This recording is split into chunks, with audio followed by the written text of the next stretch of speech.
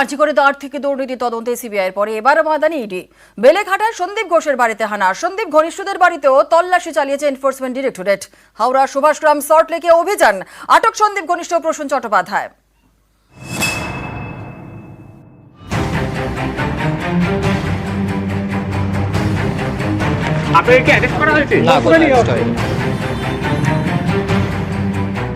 CBI এর পর আর্জি করে আর্থিক দুর্নীতির তদন্তে এবার ইডি। শুক্রবার সকাল থেকে কোমর বেঁধে ময়দানে একের পর এক সন্দীপ ঘনিষ্ঠের বাড়িতে হানা। যেমন প্রসূন চট্টোপাধ্যায় নিজেকে সন্দীপের পিএ বলে পরিচয় দেন। ন্যাশনাল মেডিকেলে ডেটা এন্ট্রির কাজ করেন। বিপ্লব সিংহ আর্জি করে চিকিৎসা সামগ্রী সরবরাহের কাজ করতেন। কৌশিক কোলে সন্দীপ ঘনিষ্ঠ বিপ্লবের অ্যাকাউন্টেন্ট। স্বপন সাহা সন্দীপ ঘোষের পরিচিত, চিকিৎসা সামগ্রী সরবরাহের কাজ করেন। অর্পিতা বেরা সন্দীপের শালী।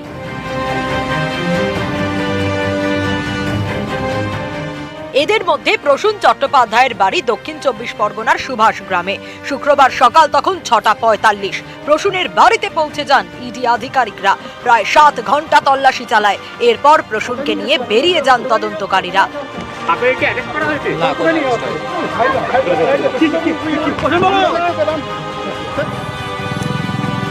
নিয়ে যান ক্যানিং এ সন্দীপ ঘোষের ভিলায়। সেখানেও এক দফা তল্লাশি চলে। আপনাকে কি অ্যারেস্ট করা হয়েছে প্রসূন বাবু? আপনাকে কি অ্যারেস্ট করা হয়েছে? না, কোনো অ্যারেস্ট হয়নি। বাট কিছু কি আপনার কাছে নথিপত্র নেওয়া হয়েছে? কোনো নথিপত্র? No comments. আপনাকে গ্রেফতার করা হলো? না, কোনো গ্রেফতার হয়নি। না না কি কোনো এখন দুর্নীতির সাথে যুক্ত আছেন?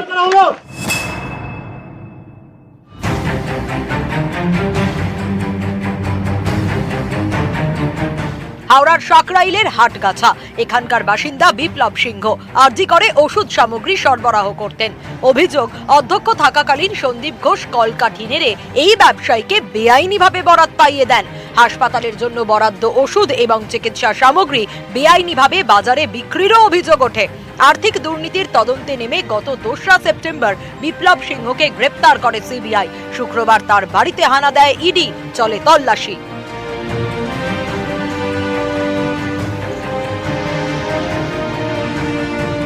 বিপ্লবের অ্যাকাউন্টেন্ট কৌশিক কোলে তার বাড়িতেও এদিন তল্লাশি চালায় ইডি।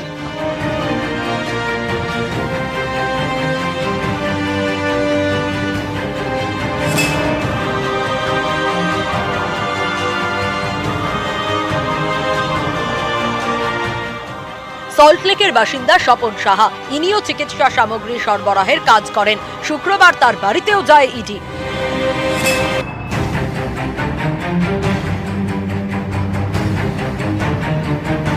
সন্দীপ ঘোষের শালী অর্পিতা বেরা এয়ারপোর্ট 2 নম্বর গেট এলাকার মিলনপল্লীর বাসিন্দা। অর্পিতা এসএসকেএম এর চিকিৎসক, তার বাড়িতেও এদিন হানা দেয় ইডি। এদিন হুগলির বৈদ্যবাটিতে কুনাল রায় নামে এক ব্যক্তির বাড়িতেও ইডি তল্লাশি চালায়। सर कहाँ कुछ मिला क्या? নিউজ 18 বাংলা।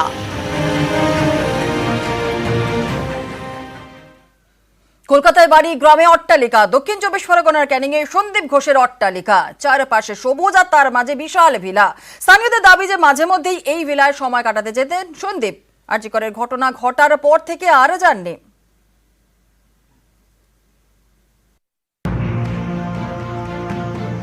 চারদিকে সবুজ, তারই মাঝে অট্টালিকা।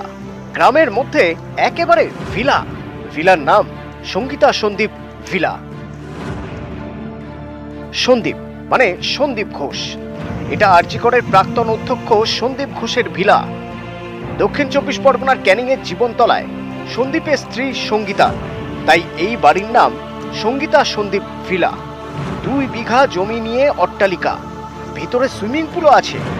অনেকটা ফাঁকা জায়গা, উঁচু পাঁচিল দিয়ে ঘেরা, বিশাল গেট, সবুজে ঘেরা অট্টালিকা।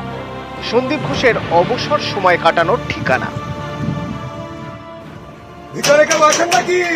আছেন কেউ ভিতরে? ভিতরে কেউ আছেন? ও দাদা!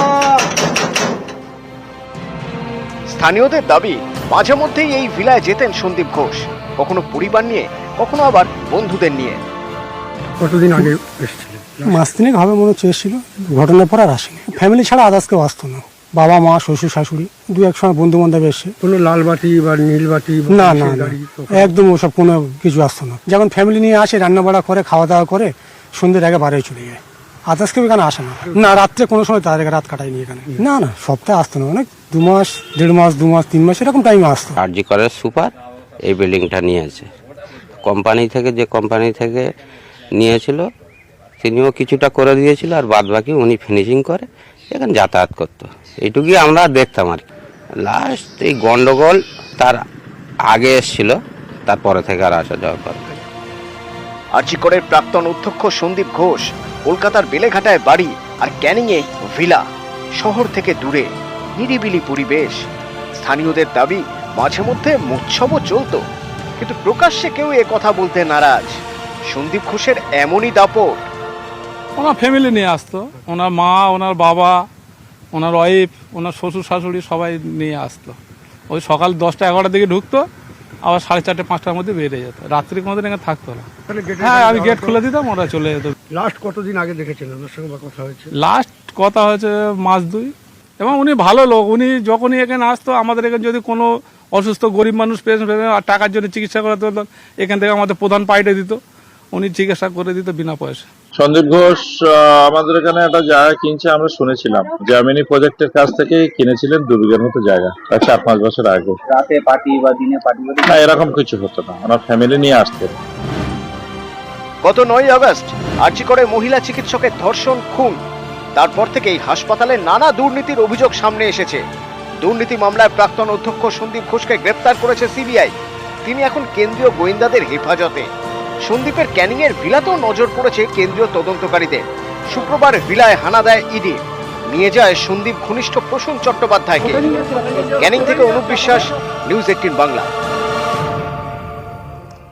সন্দীপ ঘোষের আবেদন খারিজ সুপ্রিম কোর্টে। দুর্নীতি তদন্তে সিবিআইয়ের বিরোধিতায় সুপ্রিম কোর্টে মামলা করেন সন্দীপ ঘোষ, কিন্তু সন্দীপের পিটিশন খারিজ করে দেয় সুপ্রিম কোর্ট। অভিযুক্ত ঠিক করে দিতে পারেন না কিভাবে তদন্ত হবে, মন্তব্য সুপ্রিম কোর্টের প্রধান বিচারপতির। আরজিকর দুর্নীতি তদন্তে এবার স্ট্যাটাস রিপোর্ট। সিবিআই এর কাছে স্ট্যাটাস রিপোর্ট তলব করে সুপ্রিম কোর্ট।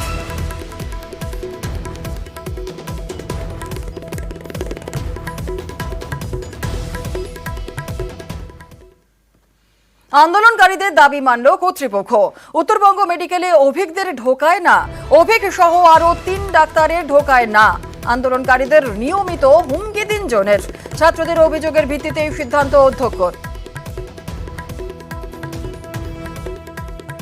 আন্দোলনকারীদের দাবি মানল কর্তৃপক্ষ। উত্তরবঙ্গ মেডিকেলে অভিজ্ঞদের ঢোকায় না, অভিজ্ঞ সহ আরো 3 ডাক্তারের ঢোকায় না। আন্দোলনকারীদের নিয়মিত হুমকি 3 জনের। ছাত্রদের অভিযোগের ভিত্তিতেই সিদ্ধান্ত অধ্যক্ষর।